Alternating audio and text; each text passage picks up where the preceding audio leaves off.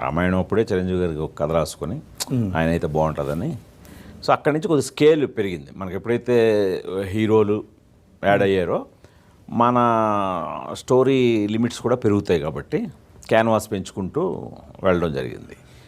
అలా వెళ్ళే క్రమంలో మీరు అన్నట్టు అన్ని భారీ సినిమాలు వచ్చాయి. మధ్యలో మనోహరం లాంటి ఒక మళ్ళీ సబ్జెక్ట్ ఓరియంటెడ్ కూడా చేశాను.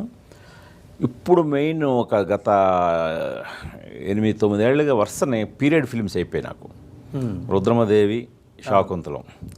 సో ముందు దాని నుండి నాకు బ్రేక్ కావాలనిపించింది. సో నాకు నేనే బోరు కొట్టాను. ముందు గుణశేఖర్ అని పడేవాడు అసలు ఏంటి, ఏ సినిమాలు తీస్తాడు, వాడి కోర్ స్ట్రెంగ్త్ ఏంటి అనేది నాకు చెప్పాలనిపించింది. సో దానికి నాకు రియల్ ఇన్సిడెంట్స్ కొన్ని చాలా నన్ను డ్రైవ్ చేశాయి.